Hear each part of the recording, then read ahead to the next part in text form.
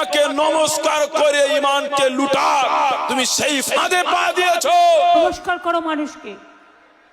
Martin সাহেব আসুন, হারওয়ার প্রার্থী। নমস্কার করলে ঈমান থাকবে? সমাজের বুকে একজন বলেছিল ফুরফুরায় যাব না, জুতো সেলাই করে খাবো বলেছিল। আল্লাহ তার সেই স্থানে নিয়ে যাচ্ছে আস্তে আস্তে। শুধু বলে আমরা দাদা পীরকে মানে, ইদানিং করে দেখা গেল আসাম থেকে একটা পীর ধরে এনে তাকে বললে এটা আমার পীর। পছন্দ নয় আব্বাস সিদ্দিকীকে, দরকার নেই। পছন্দ নয় নওশাদ সিদ্দিকী, দরকার নেই। পছন্দ নয় তোহা সিদ্দিকী, দরকার নেই। পছন্দ নয় মেহরাব সিদ্দিকী, দরকার নেই। তবে জেনে রাখো দাদা পীরের মুরিদেরা, যদি গালি দিয়ে থাকো তাদের পিছনে সমালোচনা করো, এটা জেনে রাখতে হবে এটা তোমার পীরকে গালি দাও। হে আমার নবী পাকের দিওয়ানারা, শুনে রেখে দাও, আজ ইসলাম বাঁচানোর লড়াই এসেছে, আজ ঈমানকে বাকি রাখার লড়াই এসেছে। মুসলমান নামাজি কম নাই, আজ রোজাদার কম নাই, জলসা কম নাই, বক্তা কম নাই, হাফেজ কম নাই, হাজি কম নাই। একটাই অভাব হলো ঈমানদারের অভাব রয়েছে। কথা বলেন ঠিক কি না? আল্লাহর ওলিদের ফিরাসাত, তাদের পিছনে গালি দিও না, তাদের পিছনে ছোট বড় কথা বলো না। ফাইন্নাহু ইয়ানজুরু বিনুরিল্লাহ। শোনো, আল্লাহর ওলিরা যেটা দেখে, ওই দেখাটা আল্লাহর দেখা হয়ে যায়। জোরে বলেন সুবহান। পছন্দ নয় আব্বাস সিদ্দিকীকে, দরকার নেই। পছন্দ নয় নওশাদ সিদ্দিকী, দরকার নেই। পছন্দ নয় তোহা সিদ্দিকী, দরকার নেই। পছন্দ নয় মেহরাব সিদ্দিকী, দরকার নেই। তবে জেনে রাখো দাদা পীরের মুরিদেরা, যদি গালি দিয়ে থাকো তাদের পিছনে সমালোচনা করো, এটা জেনে রাখতে হবে এটা তোমার পীরকে গালি দাও।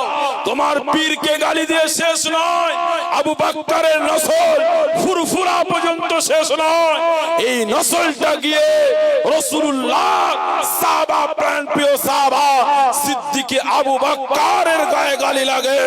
জেনে রেখে দাও, নিজেকে প্রতিষ্ঠিত হওয়ার জন্য, নিজেকে বাড়াই করার জন্য নিজের ঈমানটাকে নষ্ট করো না। ঘুরে সরে থাকো, পছন্দ না হয় দূরে থাকবে। ভোট তো যে যার অধিকার, গণতান্ত্রিক প্রক্রিয়ায় যে যার স্বাধীনতা রয়েছে। তোমার ভোট তুমি দেবে, তোমার অস্তিত্ব রয়েছে, এটা গণতন্ত্র উৎসব।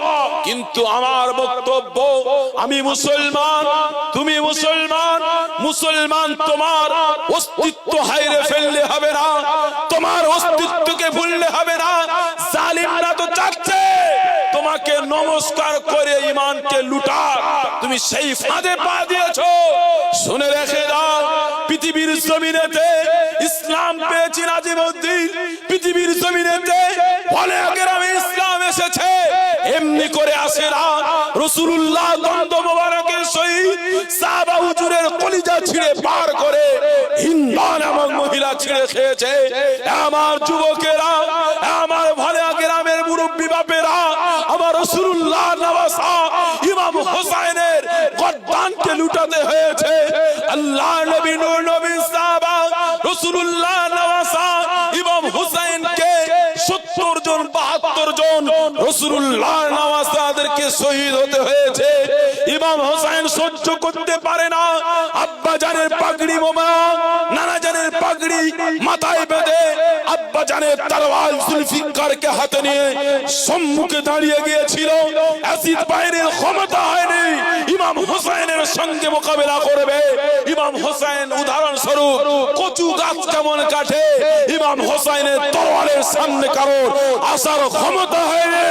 আমার রাসূলুল্লাহ বলেছে, আমার হোসেন তোমাকে যুদ্ধ করার জন্য পাঠাইনি, আমার নওয়াসা তোমাকে শহীদ হওয়ার জন্য আমি রাসূলুল্লাহ কারবালায় পাঠিয়েছি। কাল আমার উম্মতকে নাজাত দেব, তোমার তোমাকে দেখিয়ে আল্লাহর কাছে নাজাত চাইবো। আল্লাহ, আমার রাসূলুল্লাহ বললেন, এ আমার হুসাইন, তোমার যুদ্ধে নয়, মহত্তর পরিচয় নয়, শহীদ হওয়ার জন্য কারবালায় পাঠিয়েছি। তোমার রক্তমাখা দেহকে দেখিয়ে আমি আল্লাহর কাছে উম্মতের নাজাত চাইবো। জোরে বলে, আরো জোরে বলে। আমার বাপেরা, আমার নবী পাকের দিওয়ানারা, শুনে রেখে দাও, আজ ইসলাম বাঁচানোর লড়াই এসেছে, আজ ঈমানকে বাকি রাখার লড়াই এসেছে।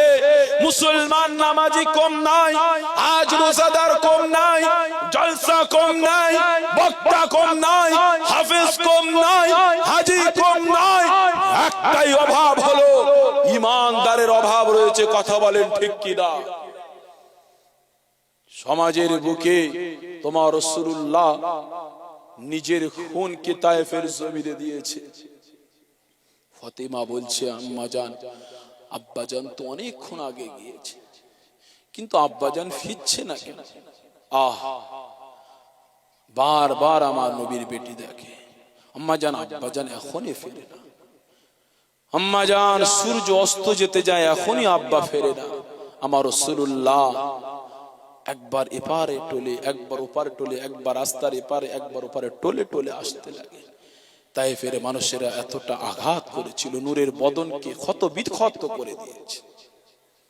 আমার বাপেরা শোনো, ফাতেমা বলছে, আম্মা জান, একজন মানুষকে লাল জামা পরে আসতে দেখেছি, কিন্তু ওটা আমার আব্বাজান নয়। কেননা আমার আব্বাজান তো সফেদ জামা পরে গিয়েছে, সাদা জামা পরে গিয়েছে। আম্মা জান, যখনই আমার রাসূলুল্লাহ রক্ত মাখা জামা, লাল রক্ত মাখা জামা লাল হয়ে রঞ্জিত হয়ে ওই রক্ত মাখা গায়ে আসতে লাগে, ফাতেমা দেখে কান্না করে, হায় রে তায়েফের মানুষেরা, কি এমন অন্যায় করেছে আমার আব্বা, তোর আমার আব্বাকে এত নিষ্ঠুর ভাবে মারল। আমার রাসূলুল্লাহ বলেছিল, ফাতেমা বদদুয়া করো না মা। বলো, আমার নবীর আশিকেরা, আমার নবীর উম্মতেরা, আমার নবী পাককে বদরের প্রান্তরে আঘাত করা হলো। হযরতে তালহা দাঁড়িয়ে গেলেন, হযরতে তালহার হাতে 113 খানা তলোয়ারের আঘাত হয়েছে। মদিনার জমিনে ঘোষণা হয়ে গেল, রাসূলুল্লাহকে শহীদ করে দিয়েছে। এমনি ইসলামটা আসে। আমার রাসূলুল্লাহর প্রাণপ্রিয় চাচা উহুদের প্রান্তরে শহীদ হলে আমার রাসূলুল্লাহর ফুফু আম্মা বলছে, মুহাম্মদ, আমার ভাই হামজাকে একটু দেখতে যাব। আমার রাসূলুল্লাহ বলেছিলেন, আমার ফুফু আম্মা সুফিয়া, আপনি আমার চাচা জান হামজাকে দেখে সইতে পারবেন? আমার চাচা জানকে শুধু শহীদ করেনি, নাক খানি কেটে ফেলেছে, কান খানি কেটে ফেলেছে। আমার ফুফু আম্মা, আমার চাচা জান হামজা সিনাটাকে ফেড়ে দিয়ে কলিজা বার করে চিবিয়ে চিবিয়ে খেয়েছে, তার বিনিময়ে ইসলাম পেয়েছে। মুসলমান ঘরের ছেলেরা, যুবকেরা, তরুণেরা, শুনে রেখে দাও, মদিনা জমিনে তেরা রান্না খাই না, উনার তেরা রান্না চাপায়। মহিলাটা মদিনা জমিন থেকে উহুদের প্রান্তরের দিকে ছোটে, কেননা বেঈমান বেদিনের আওয়াজ তুলে দিয়েছে, মুহাম্মদ রাসূলুল্লাহকে শহীদ করে দিয়েছে। এই যুবকেরা, তরুণেরা, আমার নবী পাকে বেবিকেরা, শুনে রেখে দাও, ওই মহিলাটা উহুদের প্রান্তরের নবীদের আসতে লাগে, রাস্তায় দেখা হয়ে যায়, ও মদিনা মহিলা কোথায় যাও? না না, উহুদের প্রান্তরে যায়। তুমি কি জানো না তোমার ছেলে শহীদ হয়ে গিয়েছে? মদিনা মহিলা বলেছিল, ও রাসূলুল্লাহ সাহাবা, না, আমি এটা শুনতে চাই না, আমার ছেলে শহীদ হয়েছে এটা শুনতে চাই না। তুমি বলো, বলো আমার রাসূলুল্লাহ কেমন আছে? এই যুবকেরা, তরুণেরা, পথে দেখা হয়ে যায়, ও মদিনা মহিলা, তোমার স্বামী শহীদ হয়ে গিয়েছে। মদিনা মহিলা জানিয়েছিলেন, আমার স্বামী শহীদ হয়েছে এটা জানতে চাই না। বলো, বলো আমার রাসূলুল্লাহ কেমন আছে? মদিনা মহিলাকে জানানো হয়, তোমার ভাই শহীদ হয়ে গিয়েছে, আমি এটা জানতে চাই না। আমার রাসূলুল্লাহ কেমন আছে এটা আমাকে খোঁজ খবর দাও।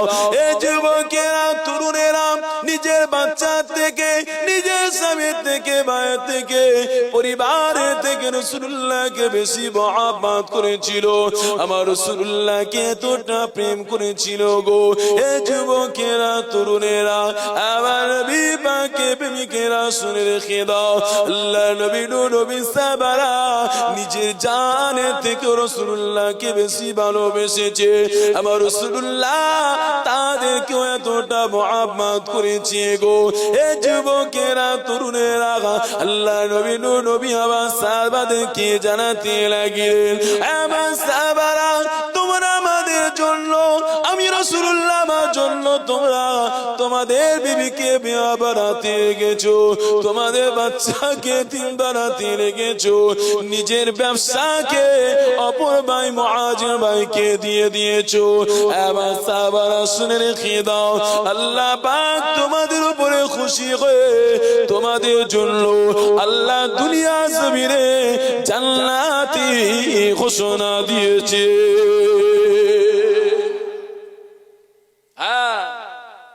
গোলামতি করেছে রাসূলুল্লাহ, রাসূলুল্লাহর গোলামতি করেছে রাসূলুল্লাহ। দুনিয়া জমিনে 10 জন সাহাবা তাদেরকে জান্নাতের সার্টিফিকেট দিয়েছে, জোরে বলেন না সুবহানাল্লাহ। সিদ্দিক আবু বকরকে রাসূলুল্লাহ প্রথম দিয়েছে, জোরে বলেন না সুবহানাল্লাহ। কোন সিদ্দিক আবু বকর? যে সিদ্দিক আবু বকরের ব্যাপারে হযরতে ওমর বলেন, ও হযরতে আবু বকর, আমি ওমর 26 বছর বয়সে ইসলাম কবুল করেছি। 26 বছর বয়স, 26 বছর পর থেকে যতটা ইবাদত করেছি সবটাই আপনার দিয়ে দেব, কিন্তু একটা রাতের ইবাদত, ওই হিজরতের রাতের ইবাদতটাকে আমাকে দেবে, জোরে বলেন না সুবহানাল্লাহ। আমার রাসূলুল্লাহ বলে, আমার আবু বকরের হিজরতের রাতের ইবাদতটা একটা পাল্লায় রাখবে আল্লাহ, সারা বিশ্বের উম্মতে মুহাম্মাদি এক পাল্লায়, আবু বকরের অপর পাল্লায় বিশ্বের মুসলমানের ঈমান রাখা হবে। আমার আবু বকরের হিজরতের রাতের ইবাদতটা আল্লাহ ভারী করে দেবে, জোরে হয় না, আরো চিল্লে হলো না। শোনে, তাই গরিবে নওয়াজ সেদিনই একা এসেছিল। পিতৃরাজ বলল, যাও, হবে না, তোমাকে এবারের মতো ছেড়ে দিলাম, কিন্তু এরপরে জাদু করবে না। বাদশার কাছে খবর গেল, আমাদের বাদশা, আমরা যে ওই পাক পবিত্র পানিতে আমরা গা ধুয়ে আমাদের পাপকে ধুয়ে দিয়ে ক্ষমা করে নি, ওই যে আনা সাগর থেকে এই ফকির ওই আনা সাগরে হাত দিয়ে উজু করেছে। বাদশা বললে, দেখো, এটা হলো আমাদের পাক এবং পবিত্র, এই সাগরে তোমাকে হাত দেওয়া গেলে আমাদের সাগরটা অপবিত্র হয়ে যাবে। গরিবের আওয়াজ খাজা মুঈনুদ্দিন আজমি রাহমাতুল্লাহ আলাইহি বলেছিলেন, শোনো পিতৃরাজ চৌহান,